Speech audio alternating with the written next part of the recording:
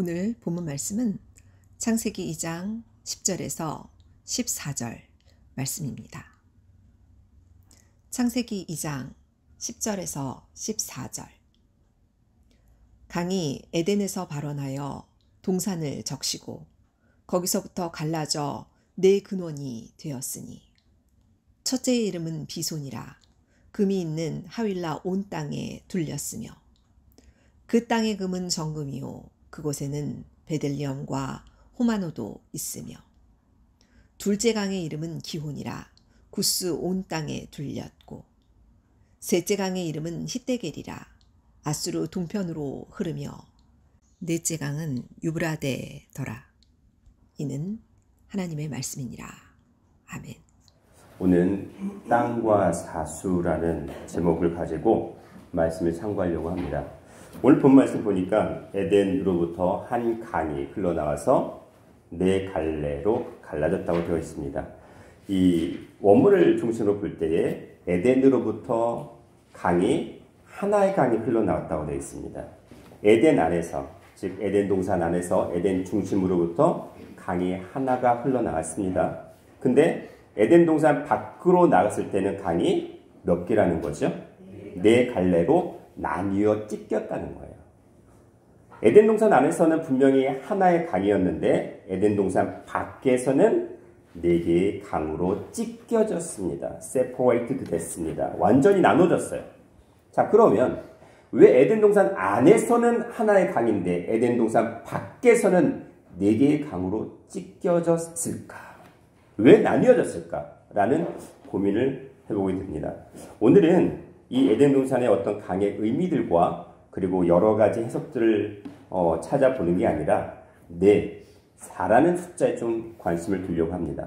원래 에덴 동산 4강은 4계절 또는 마태, 마가, 누가, 요한복음의 4복음서 또는 4생물의 모습인, 즉 생물의 네 얼굴을 나타내는 사자와 송아지, 사람, 그리고 독수리의 그 상징성을 가지고 있는데 그것은 차후에 고민을 해보도록 하겠습니다. 오늘은 왜 에덴 동산 밖에서 넷으로 갈라졌는가에 대해서 고민을 해보도록 하겠습니다.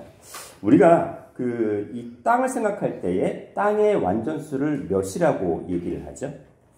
4라고 합니다. 왜요? 동서남북이라고 합니다. 동서남북이에요. 자, 그러면 왜 땅은 동서남북 4라는 수를 가지게 되었을까요? 왜 성경은 이 땅을 4라는 수로 나타내어서 우리에게 지금도 말씀을 하고 계실까요? 자, 일단은 보시면은 4라는 수는 성경 속에서도 이 땅과 세상을 나타냅니다. 일단 창세기 13장 14절에서 15절 말씀 보시면 아브라함에게 하나님께서 이런 말씀을 하십니다. 너는 눈을 들어서 너 있는 곳에서 땅을 바라보는 게 아니라 어디요? 동서남북을 바라보라. 내가 보는, 즉 네가 보이는 그 땅을 내가, 즉 하나님께서 내 자손에게 주리니 영원히 이르게 하시겠다라고 하셨습니다. 보세요. 아브라함에게 명령하신 그 보이는 땅을 동서남북이라고 말씀을 하고 있습니다. 그 이후 야곱에게도 이런 비슷한 말씀을 하십니다. 창세기 28장 13절 14절 말씀에 여호와께서 이렇게 말씀하십니다. 나는 너의 조부 아브라함의 하나님이요 이삭의 하나님이라. 내가 누운 땅을 내가 너와 내 자손에게 주리니 내 자손이 땅의 티끌같이 되어서 동서남북에 편만할지며 라고 하십니다. 자, 보세요. 분명히 땅의 티끌이라고 얘기를 하시면서 어디에 편만할지라? 동서남북을 얘기하셨어요. 자, 그러면 이 땅을 나타내는 수는 동서남북 4방을 나타낸다라고 얘기를 하고 있어요. 근데 누가복음 13장 29절에도 사람들이 동서남북으로부터 와서 하나님 나라 잔치에 참석하리라 라는 예언을 하고 있습니다. 어디에서요? 동서남북. 근데 결국 뭐예요? 이 천지 만물을 나타내는 동서남북 모든 곳으로부터 하나님 나라의 천국에 이르게 하시겠다는 겁니다. 거기에 하나님께서 말씀으로 택하신 자들을 불러 모시겠다는 거예요. 근데 역시 동서남북입니다. 4라는 수는 직사각형이 될 수도 있고 정사각형이 될 수도 있어요. 그렇죠? 도형으로 따지자면. 근데 이왕이면 완전성을 나타내기 위해서는 직사각형보다는 정사각형이죠. 에스겔 성전 역시 정방형입니다. 완전성을 나타내기 위한. 근데 이 땅에 지어지지 아니하는 성전으로 에스겔 성전을 말씀하셨는데 하늘에 속한 성전이라고 말씀하십니다. 완전성을 나타내고 있습니다. 자, 그런데 완전하신 하나님의 말씀의 터전이었던 이 땅이 창세기 1장 2절 말씀 보시니까 어떻게 되었어요? 그 땅이 공허, 혼돈, 흑암이 깊음 위에 있는 그러한 땅, 어둠의 땅으로 타락하게 됩니다.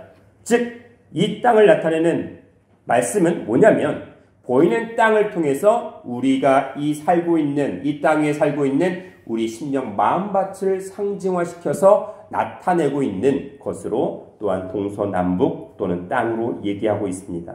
그래서 이 타락한 땅의 심령을 요한계시록에 보시면 이렇게 심판하시겠다고 합니다. 요한계시록 7장 1절 말씀에 이 일 후에 내가 내 천사가 땅 내 모퉁이에 선 것을 보니 땅의 사방의 바람을 붙잡아 바람으로 하여금 땅에나 바다에나 각종 나무에 불지 못하게 하리라. 보세요. 네 천사가 등장을 하죠? 왜 네 천사예요? 이왕이면 세 천사, 아니면 일곱 천사 좋잖아요? 그렇잖아요. 우리 3자 조하고 7 좋아하잖아요? 근데 네 천사입니다. 왜 네 천사가 등장을 했어요? 땅을 심판하기 위해서 네 천사가 등장합니다. 왜요? 동서남북. 이 모든 땅에 하나님의 심판이 모든 곳에 다 임하겠다는 겁니다. 완전히 임하겠다는 거예요. 네 천사가 등장해서 어디에 섰습니까? 동서남북 네 모퉁이에 다 섰어요. 모든 땅을 다 심판하시겠다는 겁니다. 땅에 속한, 하늘에 속하지 아니하고 땅에 속한 그 모든 것을 하나님께서 심판하시겠다고 준비시켜 두시는 겁니다. 그러면서 땅의 사방, 맞죠? 땅의 사방, 동서남북에 뭘 잡았습니까? 바람을 붙잡았습니다. 여기서 바람은 전쟁의 바람입니다. 또는 바이러스의 바람입니다. 전염병의 바람입니다. 이 땅의 모든 인류를 하나님께서 심판하시겠다는 그러한 심판의 바람입니다. 땅의 사방의 모든 바람을 잡고 계십니다. 자, 그러면 네 천사가 그 바람을 놓게 되면 어떻게 된다는 거죠? 심판이 시작된다는 말씀이십니다. 요한계시록 9장 14절 15절 말씀도 동일하게 말씀하셨습니다.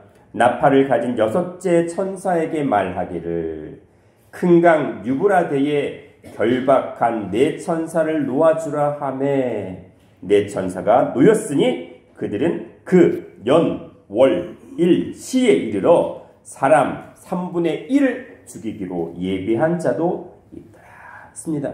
자, 보세요.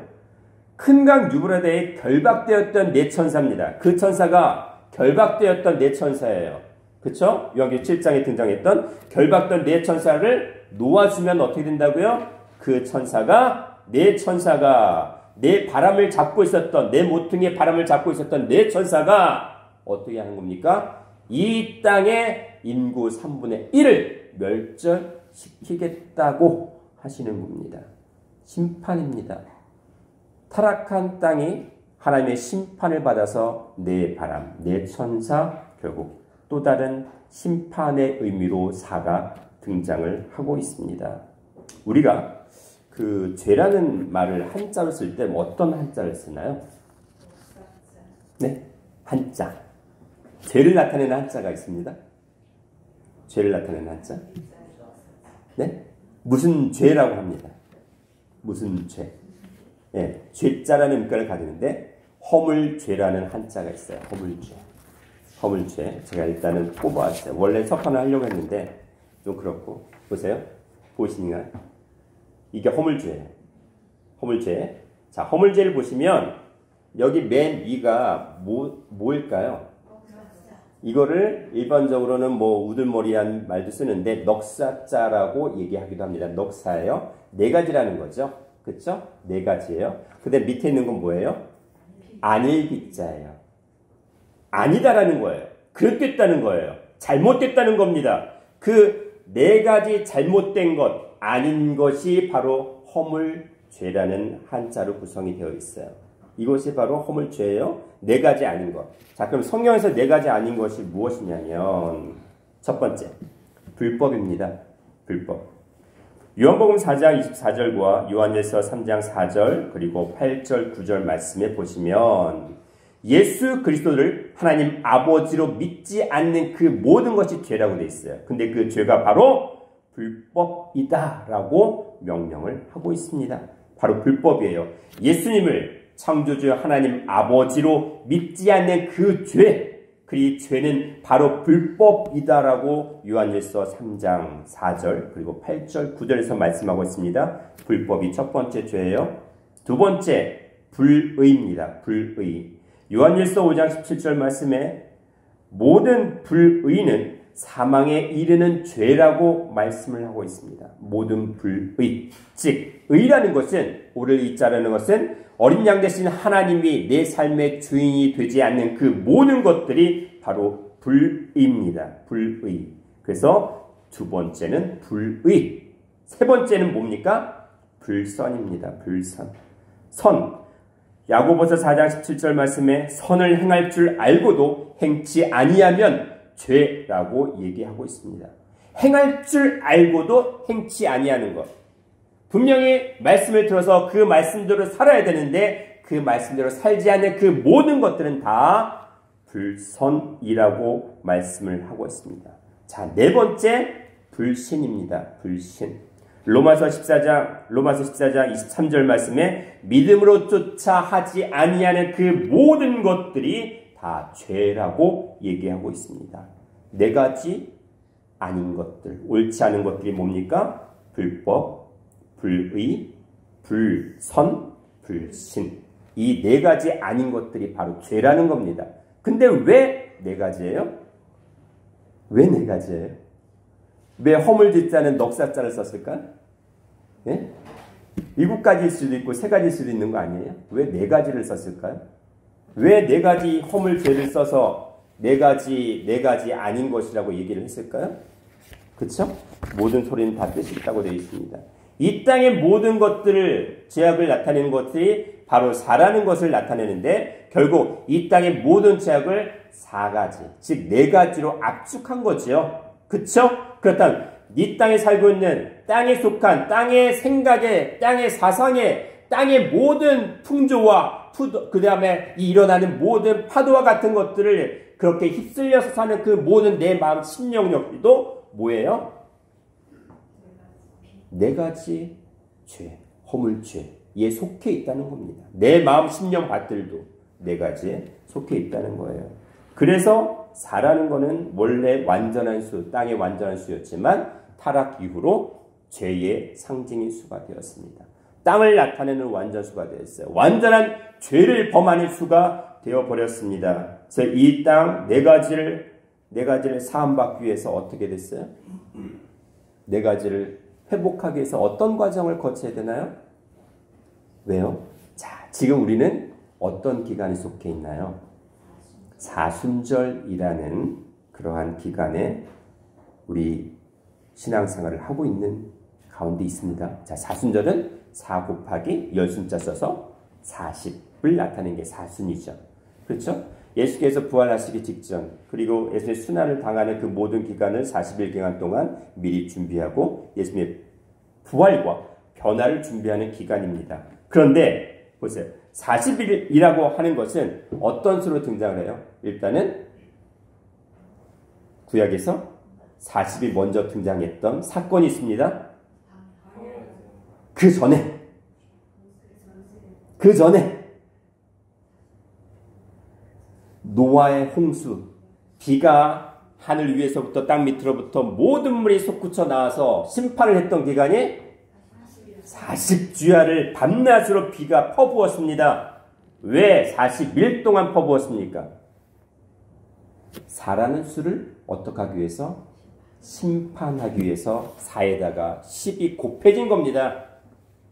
그 사이에 4라는 타락의 수가 어떻게 되어진 거예요? 아담이 에덴 동산 안에 있었지만 하나님의 말씀을 잊어버리고 뱀의 말을 듣고 어떻게 타락했죠? 에덴 동산 밖으로 쫓겨났죠? 그쵸? 밖으로 쫓겼던 아담의 타락수 4가 노아 때는 어떻게 됐어요? 죄악이 관영했다고 되어 있습니다. 죄악이 관영한 그 수를 어떻게 된 거예요? 40이라는 수로 심판을 하셨어요. 제가 마음대로 하자면 70 좋고 80도 좋고 아니면 30도 좋은데 40일 퍼부었어요. 왜 40일이에요? 왜 40일일까요? 창세기 7장 17절 그리고 창세기 8장 6절 말씀에 홍수가 땅에 40일이 있었으니 라고 정확히 기록을 하고 있습니다. 심판의 수로 등장을 했습니다. 그 죄악이 관영했던 그 땅의 모든 죄악들을 다 쓸어내리는 그러한 기간을 40일로 정하셨어요. 보세요. 비는 하늘에서 내렸죠. 분명히 하늘에서 내렸어요. 근데 노아 방주를 예비했던 노아와 그 식구들은 그 40일이라는 수가 심판의 수였습니까? 구원의 수였습니까? 말씀의 방주를 예비했던 노아에게 있어서는 그 방주를 준비케 하심으로 그 40일날 40일간 퍼부었던 비가 어떻게 된 거예요? 구원의 수가 됐지만 노아 방주 밖에 있었던 모든 이들에게는 어떻게 된 거예요? 심판의 수가 되어버렸습니다. 신명기 32장 2절 말씀에 비는 하늘에서 내리는 비는 하나님의 교훈이요 하나님의 말씀이라고 얘기를 하셨어요. 하나님의 말씀을 구원의 수로 구원의 도구로 삼을지 심판의 수, 심판의 도구로 삼을지는 누구의 선택이라는 겁니까? 각자 나의 선택이라는 거예요. 에덴 동산 안에 있을 때는 강이 하나였습니다. 에덴 동산 밖에서는 강이 4개였어요.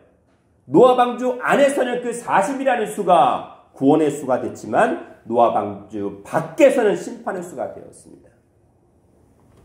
그리고 40은 출애굽기에서도 등장을 합니다.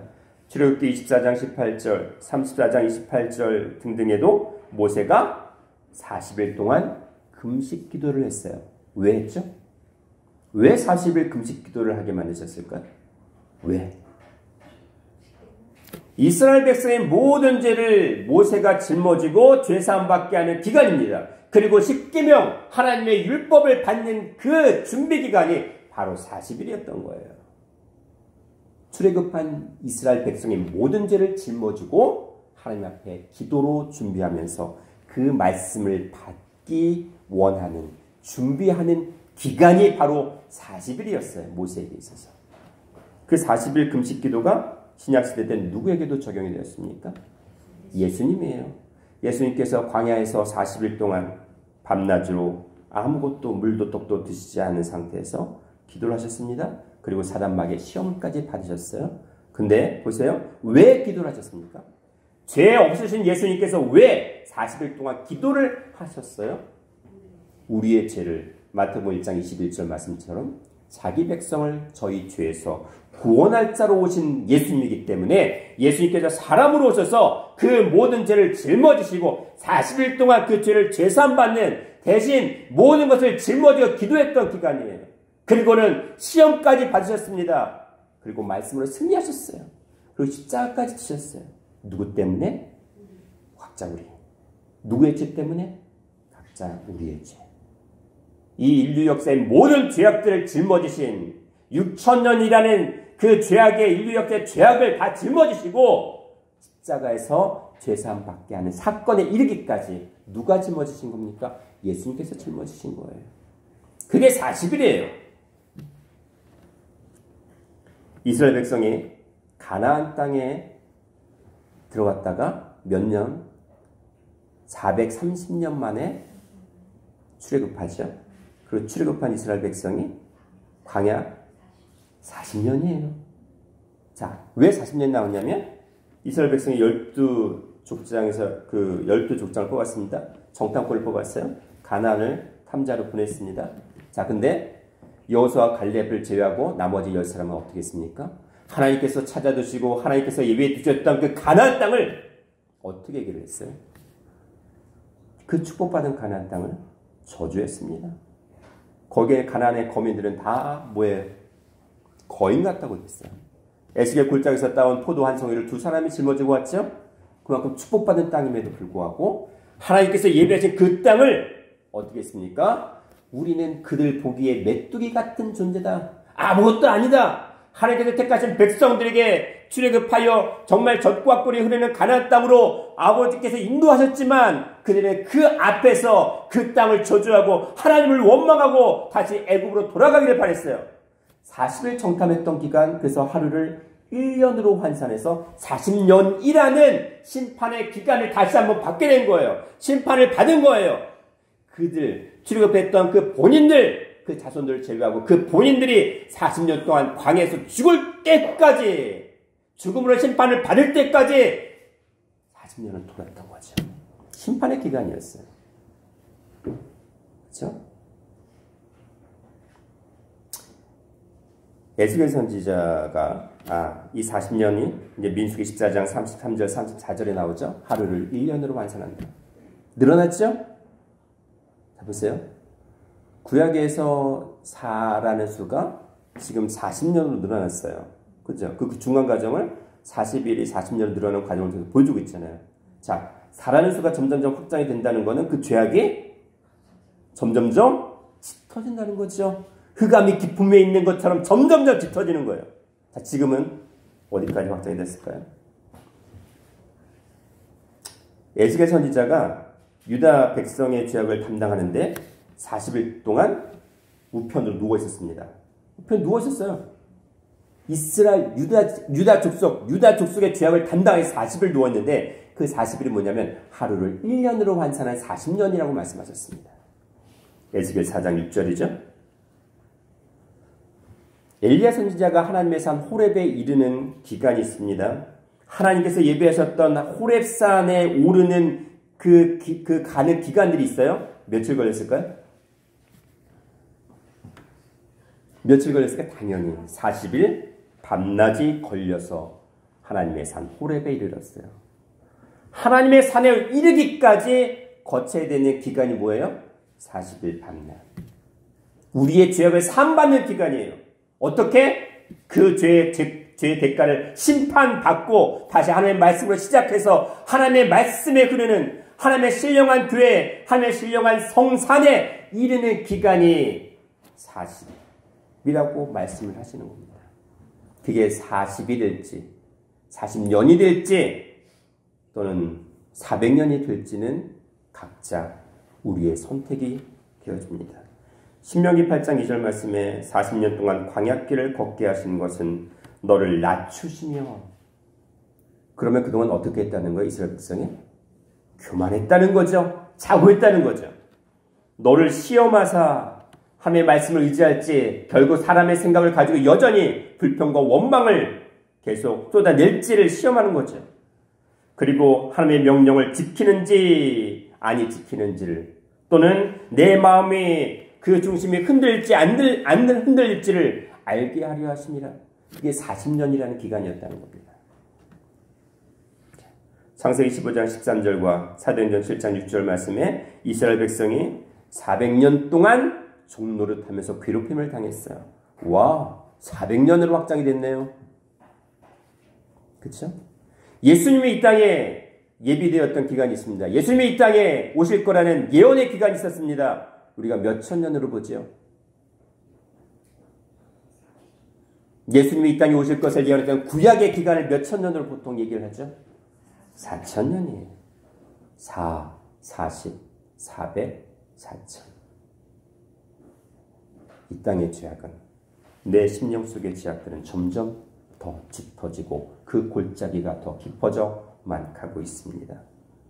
자, 그러면 우리는 어떻게 될까요? 이 사수를 극복하기 위해서, 사수를 이제는 다 벗어버리고 용서받기 위해서는 어떻게 해야 될까요?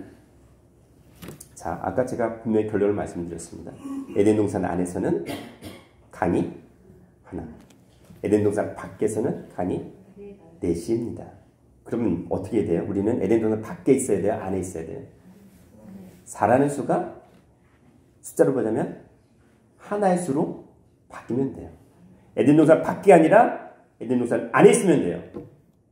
노아의 방주 밖이 아니라 노아의 방주 안에 있으면 되는 거예요. 4에서 하나로 완전히 회복하면 되는 겁니다. 그런데 에덴 동산 안에 제가 분명히 강이 하나라고 되어 있어요. river flows from Eden.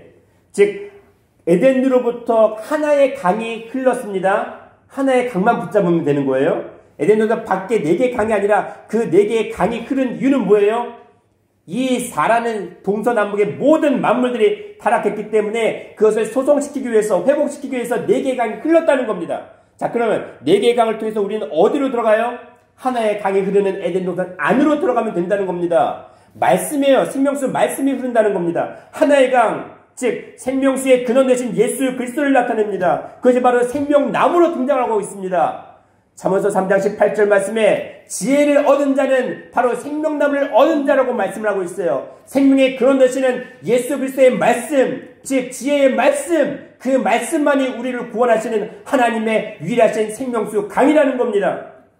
요한복음 4장 14절 말씀에 내가 주는 물 신령한 생명수의 말씀을 먹는 자는 영원히 목마르지 아니하리라. 나의 주는 물은 그 속에서 영생하도록 솟아나는 샘물이 되리라고 말씀하셨습니다. 바로 예수 그리스도의 말씀은 영생이라는 겁니다. 영생의 강줄기에 한 말씀 붙잡고 예수 그리스도의 말씀만 붙잡고 내 신령한 내 상태가 이제는 에덴 동산 밖이 아니라 늘 기쁨과 즐거움과 감사함이 넘치는 에덴 동산 안의 신앙이 되어지면 우리는 더 이상 심판의 대상이 안 된다는 겁니다. 요한복음 6장 35절 말씀에 예수께서 가라사대 내가 곧 생명의 떡이니 이 내게 오는 자는 결코 줄이지 아니할 것이요 나를 믿는 자는 영원히 목마르지 아니하리라. 자, 하늘에서 내려온 생명의 떡이라고 말씀하셨는데 그것을 먹는 자는 줄이지 아니할 것이요 이것을 믿는 자 로마서 10장 17절 말씀에 그 말씀을 들으면서 예수 그리스도의 말씀을 들으면서 믿음이 나온다고 했습니다. 즉 생명의 떡이신 예수님을 믿는 자, 예수 그리스도의 말씀을 믿는 자에게 바로 영생의 선물을 주시겠다고 하시는 겁니다. 예레미야 2장 13절과 예레미야 17장 13절 말씀에 생수의 근원 되시는 예수라고 했어요. 생수의 근원 되시는 여호와 하나님이라고 했는데 이 생수의 근원 되는 여호와 하나님의 말씀을 이스라엘 백성이 저버렸다고 했어요. 이스라엘 백성이 완전히 배반을 했다고 말씀을 하고 있습니다. 요한복음 7장 38절에 나를 믿는 자, 즉 생명의 말씀의 근원 되시는 예수를 믿는 자는 그 배에서 생수의 강이 흘러나게 하시겠다고 되어 있습니다. 마지막 때도 마찬가지예요. 사도 요한이 끓는 기름감에서 순교를 당하기 직전에 또 하나님께 살리셨습니다. 근데 밤모섬에 유배를 갔어요. 그 밤모섬은 그냥 있는 곳이 아니에요. 완전히 중노동을 하는 곳입니다. 거기서 또 사도 요한이 요한계시록의 그 모든 환상과 비전을 다 받았습니다. 그래서 기록한 것이 요한계시록이에요. 그 요한계시록 마지막 때를 나타내는 거죠. 우리 영국 육간에 마지막 때가 어땠냐면 요한계시록 7장 16절 17절 말씀에 마지막 때 우리가 심판의 대상이 되지 아니하려면 이런 겁니다. 보좌 가운데 계신 어린 양이 저희의 목자가 되사 생명수 샘으로 인도하신다라고 되어 있어요. 보세요. 보좌 가운데 계신 어린 양이 저희의 목자가 되십니다. 그러면서 생명수 샘으로 인도하십니다. 제가 지난주에 말씀을 드렸습니다. 보좌는 하늘에 하나님께서 보좌를 베푸셨다고 되어 있어요. 근데 그 하늘이 성전이래요. 지평자이겠죠? 근데 쉽게 말하면 하나님이 계시는 곳이 하늘이고 하나님이 계시는 곳이 성전이고 고린도전서 3장 9절 말씀과 16절 말씀에 하나님이 계시는 하나님의 말씀이 임재하는 곳이 바로 하늘이고 성전이고 하나님의 보좌입니다. 그러면 하나님의 보좌가 있어요. 근데 보좌 가운데 앉아 계신다고 되어 있죠? 그럼 뭐예요? 우리가 신령한 성전이라는 겁니다. 하나님의 말씀이 우리 안에 말씀이 머물면 우리가 신령한 성전이고 신령한 하늘인데 우리를 보좌 삼으셔서 신령한 의자 삼으셔서 내 마음 중심에 가운데 하나님의 보좌가 계십니다. 앉아 계십니다. 그럼 뭐가 흘러나와요? 우리 삶 속에 말 한마디 한마디 할 때마다, 행동하는 하는 것마다, 그리고 우리가 생각하는 그 모든 것마다 뭐가 흘러나올 수밖에 없어요.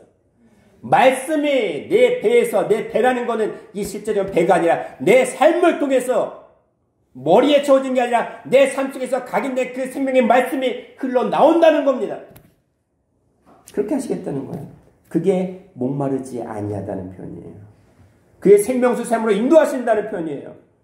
요한계시록 21장 6절 말씀에 다 이루었습니다. 다 이루었다고 말씀하셨습니다. 어떻게 다 이루었냐면 나는 알파와 오메가요. 처음과 나중이라. 즉 알파와 오메가, 하나님이 시작과 끝이 있다는 얘기가 아니에요. 하나님께서 우리 심령 가운데 구속의 역사, 구원의 역사를 시작하신 하나님께서 그 구속의 역사를 완성하시겠다는 겁니다. 하나님은 영원하신 분이에요. 근데 그 영원하신 하나님이 우리를 말씀으로 만나주시고 말씀으로 완성하시겠다는 겁니다. 근데 그 완성을 이루신, 다 이뤘다는 말씀이, 그 결론이 뭐냐고 말씀하시냐면 나는 내가 생명수의 샘물로 목마른 자에게 값없이 주겠다라고 하실 겁니다. 아멘. 목마른 자에게, 말씀을 사모하는 자에게, 갈급한 자에게 하나님께서 말씀을 정확하게 깨닫게 하시겠다는 거예요. 가만히 있어서 되는 게 아닙니다. 거지는 어떻게 해요? 하루 그날 먹을 것을 얻지 못하면 거지는 어떻게 됩니까? 굶어 죽어요. 어떻게 하라는 거예요? 우리는 말씀을 하루라도 먹지 않으면 영이 죽고 결국 육이 죽습니다. 어떻게 해야 되는 거예요? 내 목숨을 내걸고 말씀을 사모해서 그 말씀이 내 것이 되기를 바라는 그런 간절함, 목숨을 내걸고 그 말씀을 사모하는 그런 간절함이 있어야 생명수 샘으로 인도하시겠다는 겁니다. 생명의 말씀으로 깨닫게 하시겠다는 거예요. 아멘. 가만히 있어도 될 일이 아니에요. 강이라는 히브리어는 나하르라고 합니다. 나하르. 하나의 강인데 그 나하르라는 거는 물줄기, 그리고 시내, 그 다음에 개울, 어떤 흐름을 나타내는데 동시에 두 가지 또 뜻이 있어요. 빗줄기. 빛이라는 얘기가 있어요. 나하르라는 강이라는 뜻은 빗줄기라는 말도 있어요. 물줄기라는 말도 있지만 빗줄기라는 말이 있어요. 어떤 빛이에요? 생명의 빛이에요. 말씀으로 태우는 빛입니다. 빛을 내는 그런 빛살이에요. 나하르가 동시에 두 가지 뜻을 가지고 있다는 겁니다. 물이기도 하고 빛이라는 얘기예요. 자, 그러면 내 마음 중심에 생명의 물줄기, 말씀의 물줄기가 흘러요. 근데 그것이 뭐예요?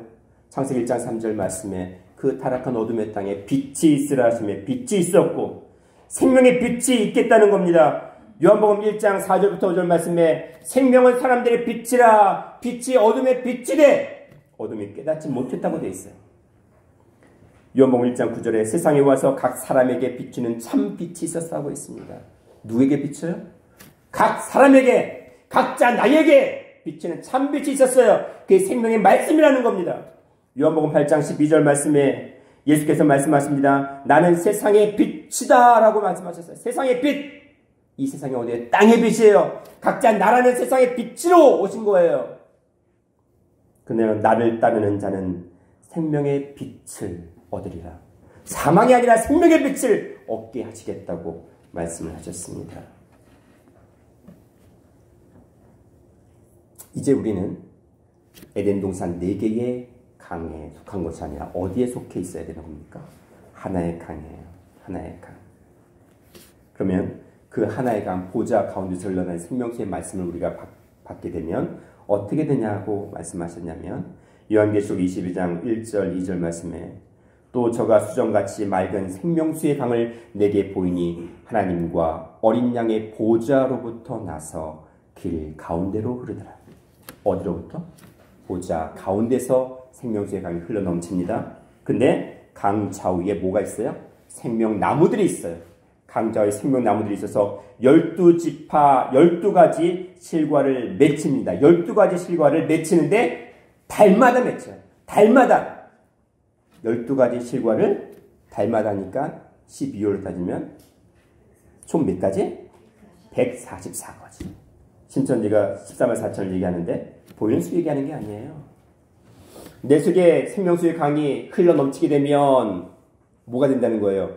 그 10이라는 완전수를 통해서 달마다 우리가 새롭게 되어져서 변화받는다는 얘기를 하는 겁니다. 144가 더욱더 완전하고 완전한 게 144가 곱해진 1000을 곱할 때에 14만 4천이 나오잖아요. 하나님께서 말씀으로 완전히 택함받은 자를 말씀하는 거예요. 상징적인 숫자예요. 보이는 숫자를 얘기하는 게 아닙니다. 우리 삶이 어떨 때는 어떤 달에는 좋았다가 어떤 달에 시들었다가 그 얘기를 하시는 게 아니에요. 날마다 달마다 늘 새로워지는 겁니다. 근데 날마다 새로워지는 그 말씀을 어떻게 되는입니까? 그 나무 잎사귀들만 먹어도 어떻게 돼요? 만국을 소성하기 위하여 있더라. 만국이 뭐예요? 동서남북 이 땅입니다. 만국을 살리는 역사가 각자 나로부터 있게 되어진다는 겁니다. 내 나라는 땅을 먼저 소생하게 만들고 그 다음에 보이는 땅까지 이 인류 역사까지 살아나게 만드시겠다는 겁니다. 이런 동일한 말씀이 에스겔 47장 7절 8절에 나와 있습니다. 내가 돌아간 뒤에 강 좌우편에 나무가 심이 많더라. 그가 내게 이르시되 이 물이 동방으로부터 동방이 어딥니까? 해 뜨는 곳입니다. 신령한 태양 대신 시편 84편 11절 말씀에 하나님의 말씀이 있는 곳 동방으로 향하여 아라바로 내려가서 바다 이르니 세상 바다 이르니 세상 바닷속에 흘러내리는 그 물로 인해서 그 바다의 물이 소송함을 얻을지라 라고 되어 있습니다. 47장 12절 말씀에 강 좌우가에는 각종 나무 먹을 실과가 있고 자라서 그 잎이 시들지 아니하며 실과가 그치지 아니하고 달마다 새 실과를 맺으리니 그 물이 성소로 말미암아 나옵니다. 어디로? 성전으로부터 나온다는 말씀이십니다. 우리가 신령한 성전이 되어서 이제는 하나님의 말씀을 선포하고 나를 살리고 이 보이는 이 땅을 살리는 하나님의 거룩한 모든 성도들이 되기를 축원하겠습니다. 아멘. 땅과 관련돼서 성경은 한 가지 말씀, 한 가지 사건을 더 말씀하고 있어요. 예수님의 족보에 보면은 보통 유대인들의 족보를 보면 여자는 수에 칠 가치도 없다고 해서 빼버립니다. 근데 메시아 구세주의 족보인 마태복음 1장 족보에서 여인들이 몇 명이 등장을 해요? 네? 예수님이 오시기까지 몇 명이 등장합니까? 5명이에요, 5명. 자, 구약 때는 4명이 등장합니다. 누구예요? 첫 번째, 다말. 두 번째, 라합. 세 번째, 룻. 네 번째, 우리아의 아내 바세바. 그 다음 신약시대 예수님이 온 때에는 마리아 한 여인이 등장해요. 보세요. 구약 때 예수님이 없는 구약 때는 4명. 예수님이 이 땅에 오시는 그 신약시대는 1명. 그쵸? 뭘 나타내요? 보세요. 다말은 어떤 여자였어요? 자, 유다의 며느리가 다말인데 유다의 세 아들 엘과 오르난과 셀라가 있었습니다. 근데 엘과 오르난이 죽었어요. 근데 셀라를 유대 족보에 따지면 셀라를 며느리에 줘야 되는데 주지 않았어요. 그쵸? 근데 결국 어떻게 됐습니까? 며느리 다말이 시아버지 유다와 동침해서 아들을 낳아요. 자, 예수님의 족보에 등장하는 첫 번째 여인 다말은 세상적으로 볼 때에 시아버지와 며느리가 동침해서 낳은 아들 베레스, 세라가 그 예수님의 족보에 들어가 있습니다. 보세요. 그 관계예요. 두 번째는 뭐예요? 라합은 누구예요? 여리고에 있었던 기생이에요. 그쵸? 기생인데 그 정탐을 했던 2명의 정탐꾼 중에 살몬과 결혼해서 또 자녀를 낳았는데 예수님의 족보에 들어갔습니다. 그쵸? 기생이죠? 세 번째, 룻은 뭐예요? 룻은 모압 여인이에요. 모압 여인이 어떤 여인이냐면 분명히 아브라함의 조카 누구 있었어요? 롯이 있었는데 롯이 큰 딸과 두 딸 있었습니다. 그 딸과 관계에서 낳은 아들이 누구예요? 모압과 암몬입니다. 그 자손이 뭐예요? 룻이에요, 룻. 근데 그 룻은 하나님의 총회에 영원히 들어오지 못한다고 저주를 영원토록 받았던 그런 여인이었어요. 근데 예수님의 족보에 들어갔습니다. 밧세바는 누굽니까? 다윗의 충복인 우리아 장군의 아내였는데 대낮에 목욕하고 있었어요. 근데 전쟁이 일어난 그때의 다윗은 그 목욕하는 여인을 바라봤어요. 그 여인을 데려다 동침했습니다. 솔로몬을 낳았죠. 자기 부하의 아내를 취했어요. 그리고 그 부하인 우리아 장군을 죽였습니다. 죽게 만들었어요. 이러한 역사, 타락한 역사의 그 모든 것들 예수님의 족보 속에 들어갔는데 내 여인을 통해서 타락한 인류 역사가 얼마나 비참하고 얼마나 저주스럽고 얼마나 거짓된지를 정확하게 보여주고 있습니다. 내 여인을 통해서. 그 내 여인이 저주를 받았다는 게 아니라 말씀의 씨를 잃어버린 모든 인간들은 바로 여자라고 기록을 하고 있어요. 생물학적인 남자 여자가 아니라 말씀을 잃어버린, 말씀의 씨를 잃어버린 타락한 인류 역사의 모습을 내 여인을 통해서 보여주고 있는 겁니다. 그 내 여인의 족보 속에 예수님이 들어가 있는 겁니다. 아멘. 예수님이 없었던 구약시대는 이 타락한 인류 역사가 바로 내 여인을 통해서 보여주고 있습니다. 자, 그리고 어떻게 됐어요? 그 내 여인을 통해서 신약이 준비가 되었어요. 예수님이 이 땅에 오시는 것이 그 길이 준비가 되었습니다. 자, 내 강을 통해서 어디로 가야 돼? 우리는 한강, 말씀의 근원, 영원한 우리가 신령한 말씀의 빛이신 에덴 동산 안으로 가운데로 들어가야 되는데 보세요. 마리아 한 여인을 통해서 이 땅에 예수님이 오셨어요. 우리는 그 예수님의 말씀만 붙잡으면 어디에 들어갔다는 얘기예요? 에덴 동산 안으로 들어간다는 겁니다. 자, 마태복음 1장 16절을 보시면 야곱은 마리아의 남편 요셉을 낳았으니 마리아에게서 그리스도라 칭하는 예수가 났습니다. 보세요. 보통은 남자가 남자를 낳아요. 아브라함이 이삭을 낳고 이삭이 야곱을 낳고 이렇게 기록이 됐는데 예수님에 대해서는 누가 누구를 낳았어요? 마리아가 낳았대요. 그렇죠? 무슨 얘기예요? 마리아 여자이죠. 말씀의 씨가 없었던 여자인데 아들을 낳습니다. 하나님의 아들 되신 예수 그리스도를 이 땅에 태어나게 하셨습니다. 뭐예요? 우리가 말씀의 씨를 받아서 신령한 아들을 낳아야 된다는 거예요. 그게 에덴 동산 아니라는 겁니다. 한 가지 사건이 더 있었습니다. 예수님께서 십자가 달리셨습니다. 십자가 달리셨을 때 장병들이 예수님께 겉옷과 속옷을 두고 논쟁이 벌어졌어요. 자, 누가 그 옷을 취할 것이냐. 왜냐하면 이스라엘 백성이 살던 때의 그 옷은 되게 귀해요. 그렇죠? 어떤 자기 평생의 어떤 그 삶의 재산일 수 있어요. 옷은. 근데 겉옷과 속옷이 있습니다. 근데 장병들이 논의를 하다가 어떻게 했냐면 예수님의 겉옷은 어떻게 했습니까? 예, 넷으로 찢어서 나눠 가졌어요. 그렇죠? 겉옷은 넷으로 찢어 나눠 가졌습니다. 속옷은 어떻게 했어요? 제비를 뽑아서 한 사람이 가져갔어요. 찢기지 않았어요. 이 세상의 모든 것의 형식적인 그 모든 껍데기들은 다 찢겨집니다. 4분 5열 예수님의 겉옷이 4분 5열 찢겨졌어요. 그렇죠? 우리가 말씀을 받을 때에 그냥 교회 나와서 예배 드리는 것 자체가 성도로 생각한다면 다 바람이 휘날릴 때 찢겨집니다. 우리 마음 심령이 다 찢겨지고 우리가 받았던 말씀이 다 찢겨지고 우리의 삶이 다 찢겨지고 나뉘어지고 남는 것이 없어요. 그런데 속옷, 즉 알맹이 말씀, 그 말씀이 내가 깨달아서 그 말씀을 내 속에 생명수 강으로 받아들이게 되면 찢기지 않습니다. 흔들리지 않습니다. 예수의 말씀, 알맹이, 그 하늘의 말씀을 받아야 되는데 이 표면적인 말씀 글에만 얽매게 되면 우리는 계속 흔들 수밖에 없다는 거예요.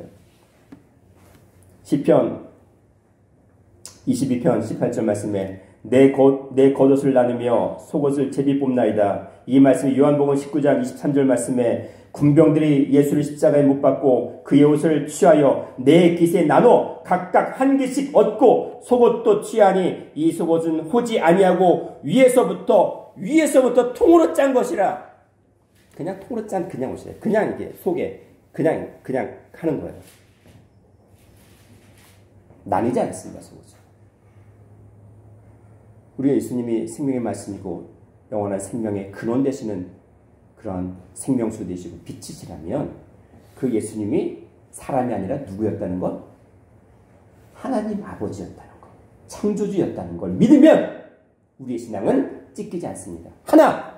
예수님을 단지 그냥 사람으로 본다면 그 믿음은 사분오열 찢기고 만다는 겁니다. 이제 우리는 예수님의 속옷의 말씀, 예수님이 창조주 하나님 변화의 말씀을 가지고 오신 분이라는 것을 말씀을 통해서 깨달으면 심판의 대상이 되지 아니하고 에덴 동산 안의 신앙으로 우리가 이 땅에서도 영생 변화의 신앙을 가지고 깨어있는 삶을 살 줄로 믿습니다. 주님의 이름으로 영생 변화를 누리는 더정 약속의 모든 성도들이 되기를 간절히 축원하겠습니다. 기도드립니다. 사랑과 은혜가 충만하신 하나님 아버지, 오늘도 아버지께서 이 땅에 충만한 수인 사를 통해서 아버지 말씀의 안으로 다시 한번 들어가게 하시는 에덴 동산의 신앙, 생명나무의 신앙을 갖게 하시니 감사를 드립니다. 이제는 심판의 대상이 아니라 영생의 대상으로 온전히 삼아 주옵시고 이제는 40과 400을 통해서 또한 4천을 통해서 아버지를 만나고 예수 그리스도의 말씀을 만남으로 이제는 변화에 이르는 그런 더전 약속의 모든 성도들이 되기를 주님의 이름으로 축원드리며 간절히 기도드리옵나이다. 예수님 이름으로 기도드리옵나이다. 아멘. 감사드립니다. 하나님께 영광 말씀 올려드립니다. 감사합니다.